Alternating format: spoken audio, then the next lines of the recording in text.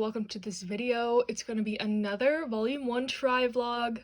These will be my thoughts like immediately after reading them, so my fresh in the moment reactions.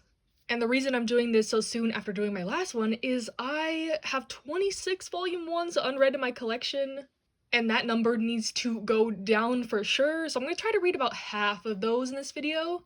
And this is just some of them. We have a vast selection of genres and titles, some manhwa. I'm not sure if this video is going to come out before my haul for January, but most of the Yen Press or Easy Press volumes you see were sent to me from Yen Press, so it's mainly thanks to them that I have a lot more volume 1s in my collection. But yeah, I'm excited to get into some of these. Some of them are ones I normally wouldn't have picked up on my own, so excited to try them out. And others are some more anticipated releases like In the Clear Moonlit Dusk. So yeah, I will be back once I read one of these or a couple of these. I don't know how I'm gonna format it, but I'll see you when I see you.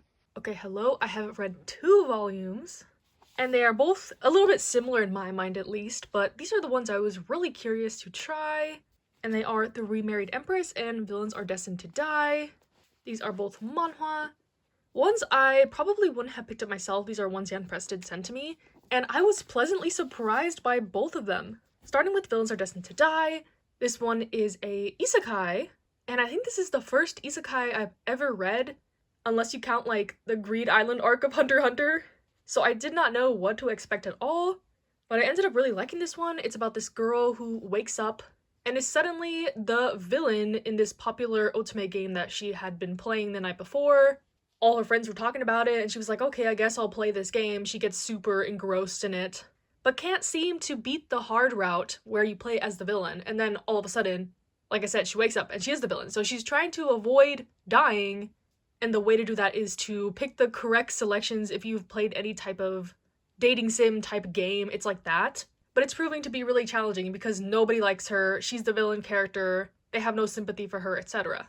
And I like this first volume, like I said. I would definitely continue this one. It's in full color. The art is gorgeous. I love the character designs.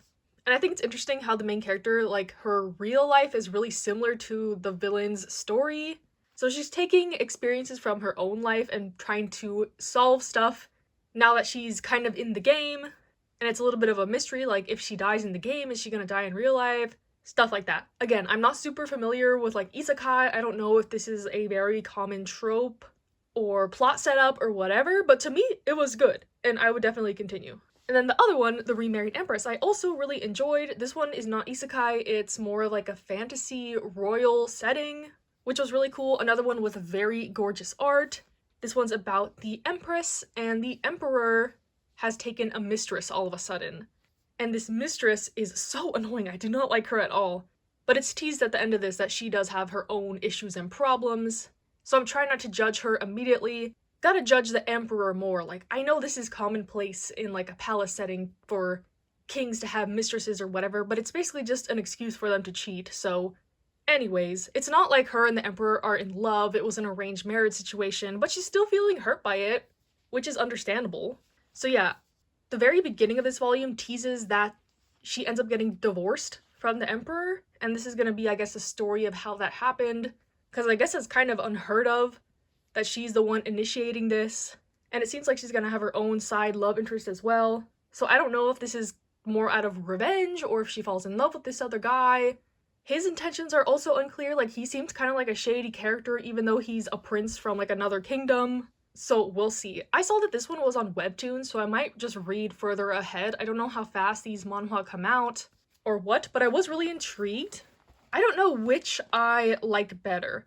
I think The Remarried Empress definitely starts out much stronger. Like, it was like you are just jumped right into the story, while this one had a bit more like background and setup to kind of establish you in the world. But both were good. I would recommend both. I have a couple more manhwa to read from my TBR stack, so we'll see if I get to those as well in this video. Hello, the next volume 1 I have read is Oshi no Ko. Another one that wasn't really on my radar. It's by the same author as Kaguya-sama Loves War. But since I received the first volume, I had to check it out, of course, and I will say this first volume was wild. I could not predict what was gonna happen. This first volume was kind of like a prologue to what's to come, and like, I don't even know. I'm intrigued though, to say the least.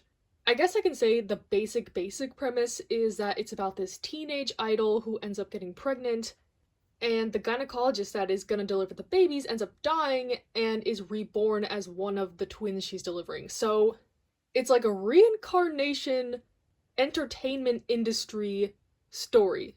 And as like a K-pop fan who's really familiar with like how idols are supposed to act and all this stuff, it's interesting to read a story like this that is very wacky and kind of out there in premise. But I can't say much more or I'll spoil some major like plot twists even in this first volume. So I just know this journey is going to be intense, lots of twists and turns I'm predicting. So yeah, I am intrigued, we'll definitely be continuing.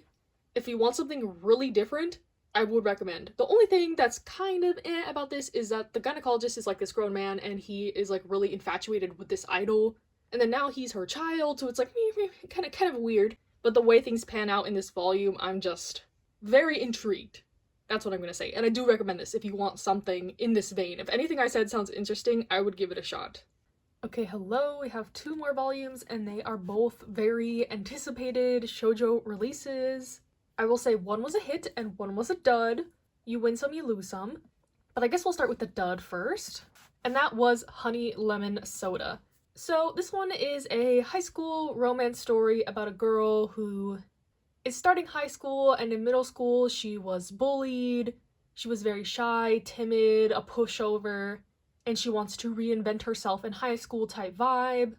But the reason I didn't really like this one is it gave too much like damsel in distress vibes. I did not like the female lead at all. The male lead didn't really have much charms in my opinion either. He kind of made a bad impression, and yeah, the art was good, but I wasn't really captured by the characters. It seemed a little messy. I can see how this would be a good setup for like her character development especially, and him kind of helping her come out of her shell and be more assertive, stuff like that. But I don't know. I didn't really like the vibes on this one. It wasn't for me. I can see the appeal, but it was just not the kind of story I really like to read. But something I did enjoy much more is In the Clear Moonlit Dusk. Now, this is my first dabble into this author's works because this is their first age gap related one published in English. And it's about the 2 princes of the school kind of getting together. And I will say the art in this is stunning. I was just looking at some of the panels for minutes. I really like the main female character. And I like her story, like all the girls fawn over her. She's like the princely type. But she's never had attention from a male guy, and then when this main guy is like, oh, you're so stunning, you're beautiful, like I don't know why other guys aren't into you. I thought that was kind of sweet. I don't know. He is kind of like instantly infatuated with her, mostly based on her looks, but I can see how this will progress going forward. Even though this guy is portrayed as kind of like the playboy prince type of the school, I kind of like his attitude, and it seems like he has some more stuff going on. He comes from like a really rich family, and people in his past, I guess, have used him a lot in that aspect. So he gets used for his family connections while she is only seen as like this princely girl and has never had like a romantic relationship or felt like someone has really seen her for who she is. So I think this is going to be a really good one. So far he is a bit pushy in his affections, so we'll see if that calms down a little bit, but I like the dynamic. I love the art. Definitely going to be reading more of this one. Next we got another manhwa, My Gently Raised Beast. This is definitely my least favorite of the ones I've read so far in this video. It wasn't bad by any means. It just had a little bit too much fantasy aspects for me, and I couldn't connect to the characters since they were children in this volume. It is teased at the very end that they kind of grow up to be adults later in the series, but I don't know how long that is gonna take. And just from this first volume alone, this is my first volume impressions. The story is kind of a Cinderella story about this girl who was being abused by her caretaker, but turns out she is the illegitimate child of the king, or the emperor, or the duke, some guy of noble status.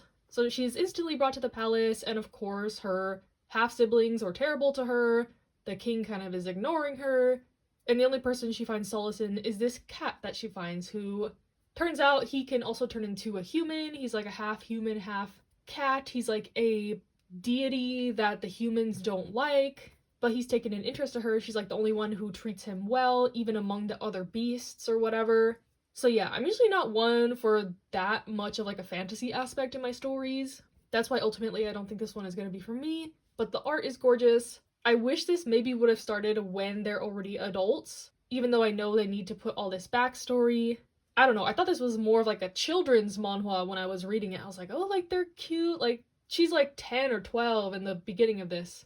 And even though there are some darker topics like domestic abuse and kind of just family dynamics, it's still read as pretty childish to me from this first volume. So yeah, don't think I'll be continuing this one, but that's okay. I found some other hits so far. I think this is all I'm going to read today, which is like 6 volumes, so about halfway through my goal, and I'll be back whenever I read some more.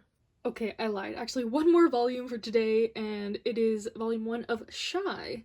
This one is about a superhero named Shy, and as the title implies, she's very shy. I would say this is kind of a mix between like My Hero Academia and Hetalia.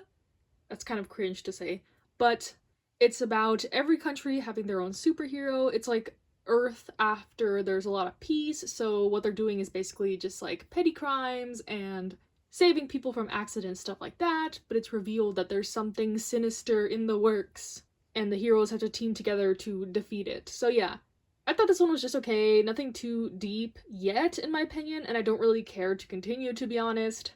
I am a My Hero Academia stan, so I think that's good enough for me to have as a superhero series in my collection. But yeah, thought this one was okay, the art's good. But yeah, the main antagonist also wasn't captivating in my opinion either, and the whole like motive that he has behind his wrongdoings was kind of lame. So yeah, a dud for me, but another one where I can see the appeal. I know quite a bit of people have enjoyed this first volume. It's just nothing I haven't seen before, and it wasn't done better than those other things in my opinion. Okay, hello, it is the next weekend. I'm a bit under the weather, but we're gonna try to power through. This morning I read 2 more volume 1s. I think they're kind of similar in tone, so I wanted to read these back to back. But I will say I did enjoy both of these.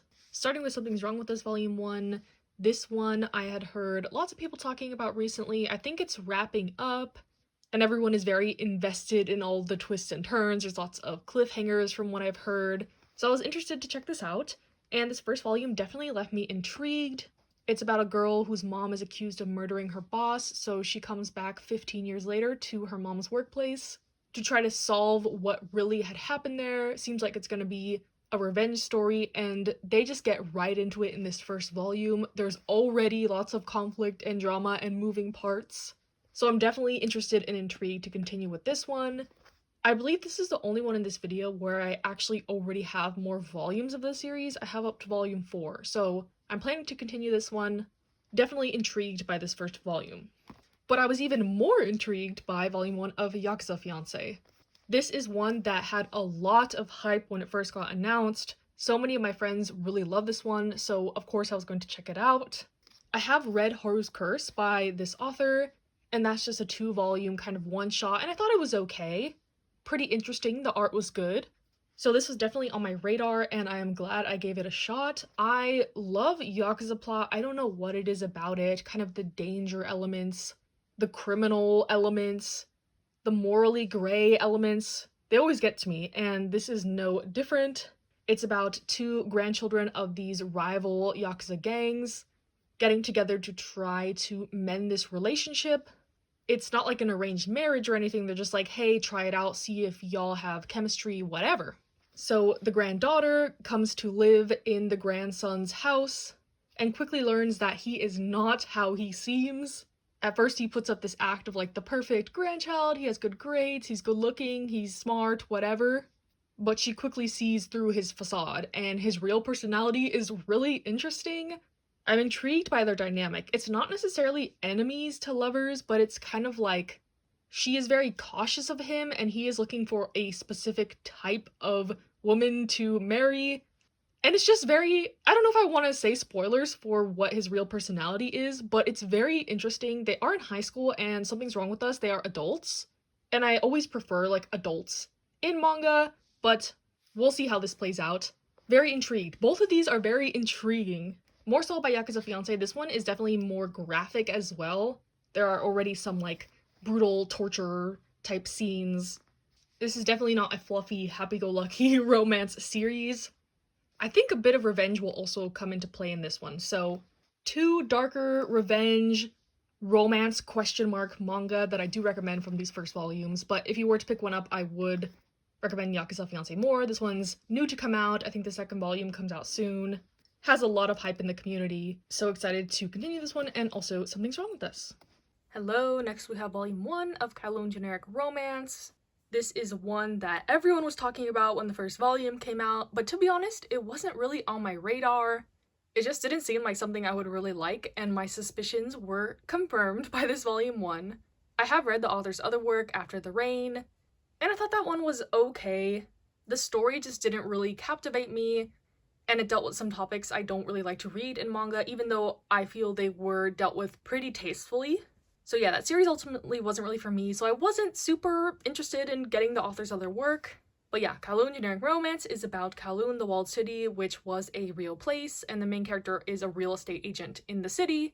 So it's a slice of life story, which I am no stranger to. I love a lot of series that really don't have a plot, but for some reason couldn't really get into this one.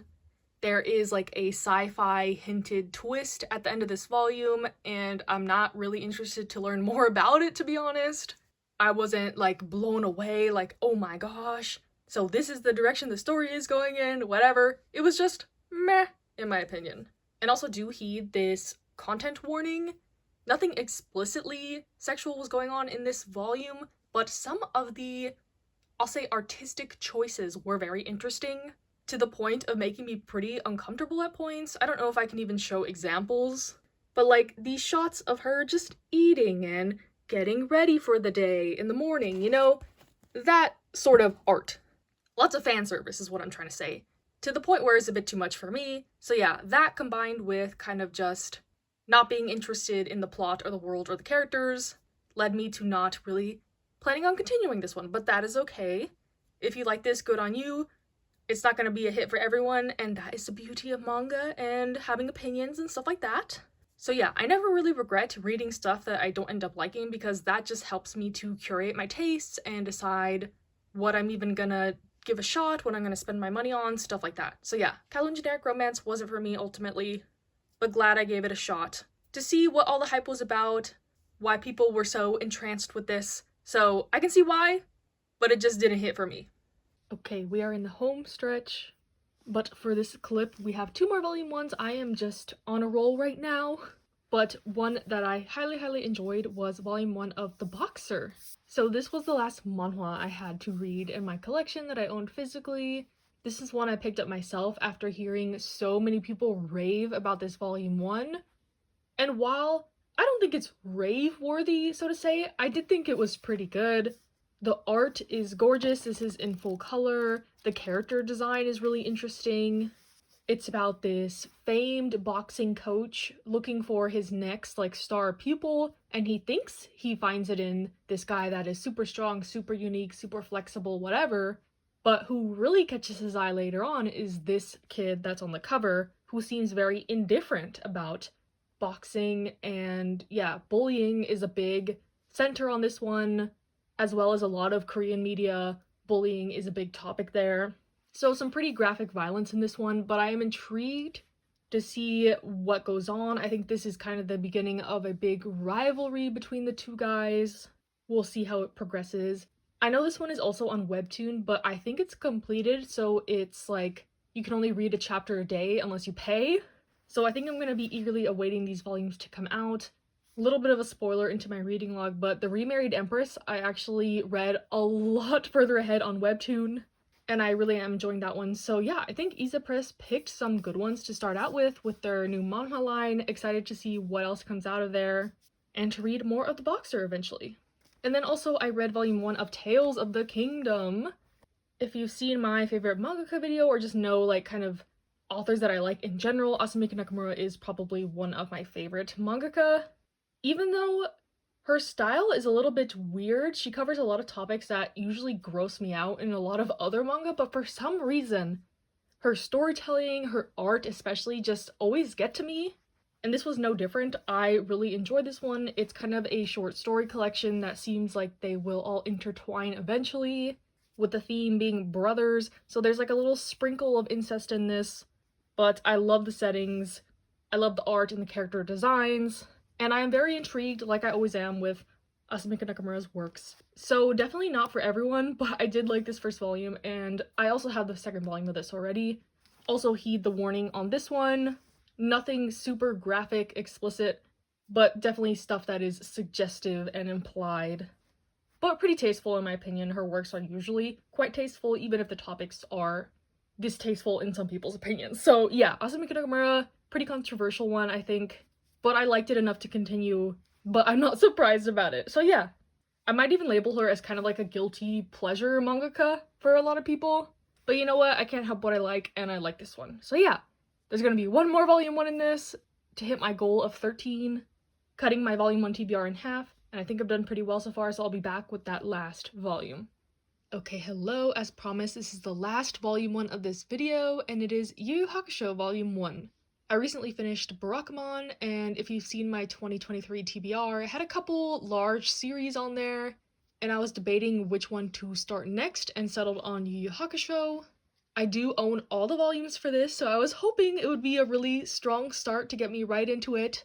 And honestly, I thought this was just okay. There was some, like, poorly aged jokes, some groping, some lifting up of the skirt type humor. This is quite an older manga. But yeah, I love Hunter x Hunter, so I was really eager to read this, the author's other major work.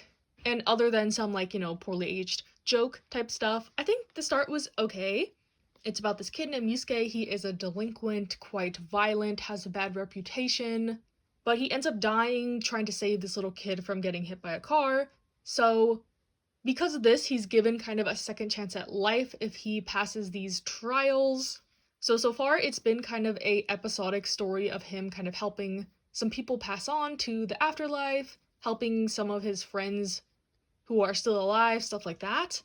And I'm not a huge fan of episodic stories, so I hope that this gets to be more linear as we go on. My dislike of episodic stories comes from the fact that, like, not every story is gonna be a hit. And sometimes the missed chapters outweigh the good chapters, so far, like I said, it's kind of balanced in this first volume. It was okay. I will continue, of course. I have all the volumes, so I'm planning to read the full series. And yeah, leaving this video off on not, like, the highest note, but I thought this was okay. I will continue, and now let's recap all the volume 1s I read in this. So these are them. I'll just rapid fire through them a little bit if you skipped a section or something. Thought this was okay, we'll continue. Don't think I'll continue. Like this one, will continue. Nah, not for me. Intrigued, will continue. Also intrigued, will continue. Love this author, I'll eat up anything she publishes pretty much, so yes, we'll continue. Very intrigued by this one as well.